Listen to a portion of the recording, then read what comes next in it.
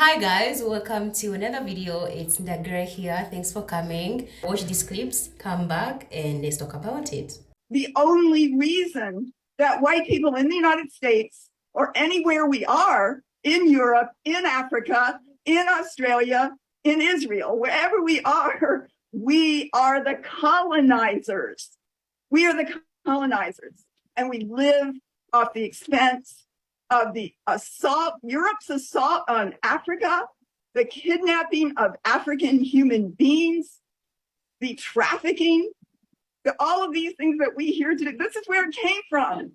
Hundreds of years of assaulting and stealing everything that African people and Africa as a continent had and putting it into the hands of white people.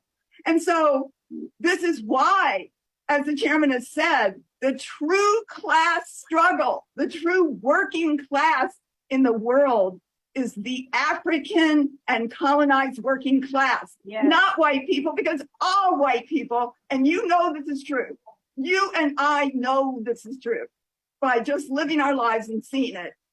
All white people sit on the pedestal on the backs of African and indigenous people. And, you know, the statistics are that even poor white people have an easier ability in a crisis to raise $3,000 in an emergency than middle-class African people do, because we live in social wealth. I know I don't understand your experience. Yes, ma'am. Because I have never had to live it. Come on now. I can sympathize, and I can recognize when things are wrong. That's right. For instance, if a black man or woman should never be afraid for their life, for getting pulled over for speeding. Come on now. Come on. But I have never lived in that fear. Come on now. Come on. No black man or woman should ever be reluctant to walk outside for fear of racial profiling. Tell it. But I have never been racially profiled. That's right. Come on now. No black man or woman should ever expect to go to jail in their lifetime because of the color of their skin. Come on now. But I have never lived in that expectancy. That's good. And this is why I don't believe in the phrase, I don't see color. That's right. One, to say you don't see color is a lie. We're different. We can all see that. But two, and way more importantly, to deny the differences in our skin is to deny the differences in our privilege. Come on. I'm going to say that again because I think it's worth repeating. To deny the differences in our skin is to deny the differences in our privilege. To deny the differences in our color is to promote ignorance. Ignorance is the reason that systemic racism and oppression is allowed to exist in this country. I'm going to talk on about three things. One of those is change, the other is ignorance, and one is discomfort. I'll get there. Go ahead. Take your time. Broadly speaking, why am I here? Because I want change. But let me speak on that for a second. Because I think a lot of people want change. I think a lot of people say they want change, but let me clarify. I think a lot of white people think they want change. But here's the thing about that. In order for there to be a true and genuine change, for you, for the black community, for people of color, there has to be an equal and requited amount of change for white privilege. That's right. And that is something that white people don't want to think about. They don't want to admit that. White people don't want to acknowledge the head start we have in life just for being born this color. That is willful ignorance. Put it on front line. Willful ignorance is what allows oppression to continue in this country. I think one of the biggest things that allows ignorance to continue is our education system. There it is, baby. Yes, ma'am. Our education system. I can recognize when something is wrong, and that is wrong. Why?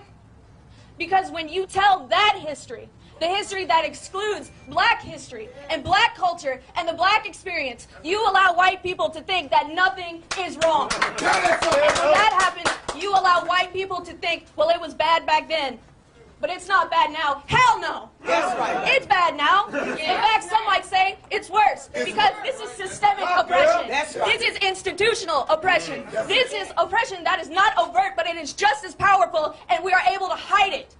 And this is not my time to have my voice heard, but I will use my voice for you.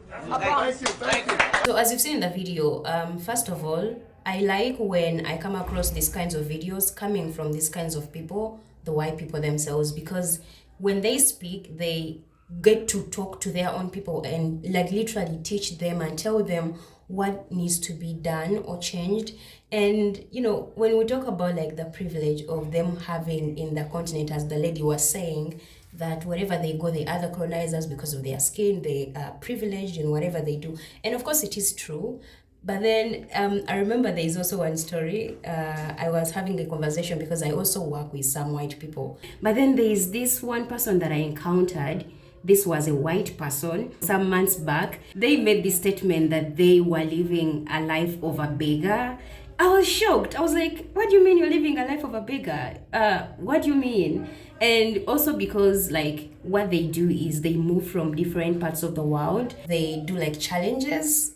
I don't know how to call it. I've forgotten the name. But it's like hiking, but it's not hiking. It's more like an adventure thing. Like the way Guinness people do the record breaking like riding, let's say from South Africa to Zimbabwe or from South Africa to Egypt, that kind of thing. So that's what this person was doing. And then because they need to be on a low budget, this person looked to my face and told me they are living a life of a beggar. I was like, what?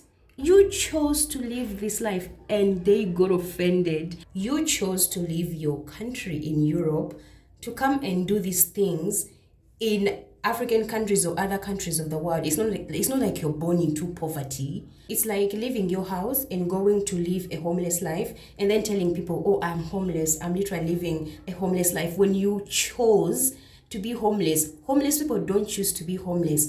It was actually funny to me that this person got offended because I told them you chose to live a life like a beggar. And I mean, they could literally just wake up one day and be like, I'm tired of this life, I'm tired of this poverty, I'm tired of being a beggar, and get on a plane and go back to Europe or America or wherever they came from.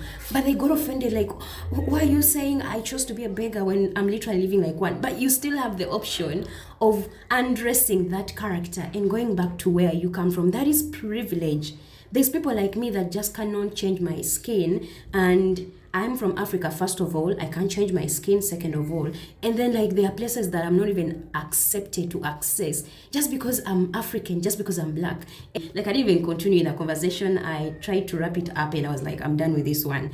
And also because I feel like these people want, or they leave, let's say America, Europe, and they come to, let's say Africa, or to other parts of the world of indigenous people, just for them to experience and experiment how to live like a poor person, how to be like these people and live that life. But it's like, it's a persona. You're not even fully into the moment. You don't wake up one day and choose to be born in Uganda. It's just how nature intended. But you coming and experimenting and then still want people to sympathize with your lifestyle that you chose.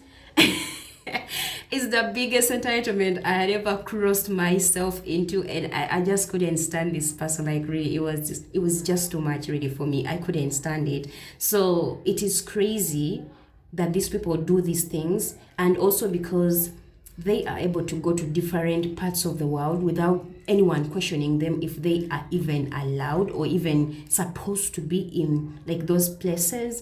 That's something that you guys need to understand. Like as a black person, I'm always challenged to access even some spaces in my own African country. You don't get to face that as a white person. That's privilege. And I think that's the thing that white people have to understand. When we come out as black people, indigenous people, and say like you are privileged, that wherever you go, like people embrace you, you don't face like the most challenges that, let's say, black people face, you should accept that. And if you want to see change, don't accept some privileges that you see are being done to you and are not given to other people. They are not willing to do that. They don't want to do that. And we also need to accept that nobody wants to get away from a position where they feel comfortable. And it's something that I've seen even in my community. There are people that are just privileged just because of where they come from, and they just can never come out and like speak about like challenges that people face because they don't get to experience those challenges. So we need to also take that into consideration. But as well, I do acknowledge when I say white people, like these white women that, you know, came out and spoke about the truth of what it is, that if you're a white person, wherever you go, you have a bad history that you need to walk around with. The way you don't want to be like, oh, I wasn't there in history, it wasn't my fault, I did not do that. Yeah, it's the same way as an African that I wasn't there in history for me to be demonized, but I'm living the reality, and I also take my history. Why do you guys want to distance yourselves away from the history that your ancestors did, but you still want to benefit from the things that your ancestors did and set up for you? Like, that's where the disconnect comes in to me, when you accept the privilege but you don't accept the history that was done by your ancestors towards my people, or to me, or to my ancestors. That's the craziest thing ever. So when I see these people come out and speak on these issues, it really, really makes sense to me, because when they speak, their people, they will listen. Maybe when I speak, they're like,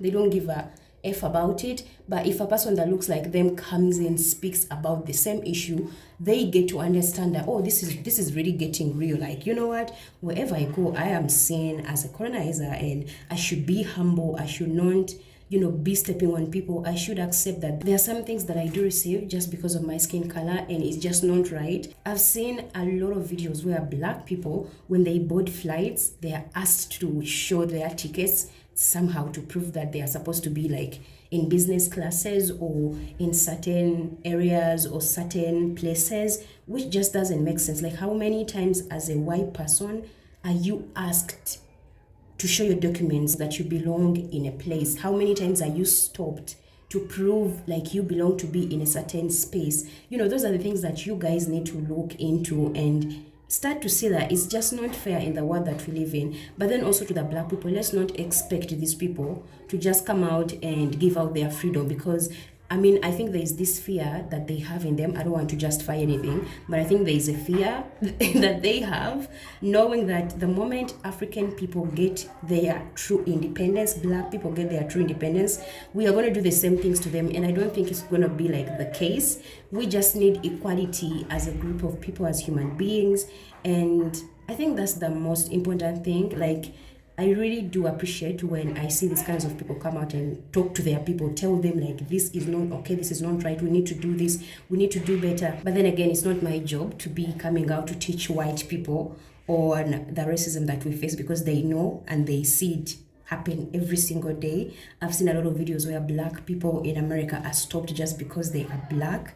I've seen a lot of videos where Black students are denied access to school because of their hair. Like, as a white person, how many times are you questioned that your hair is washed or not? Those are all things that make us angry, for us to feel like you guys just don't care about our freedom and you just enjoy the privileges. Like, you really do, and they actually do enjoy it. So when you see the white people themselves come out and speak about the issues, you have to understand that the world is changing, and they're starting to understand things, that it's no longer the times where they'll just do whatever and nobody like gives a F about it.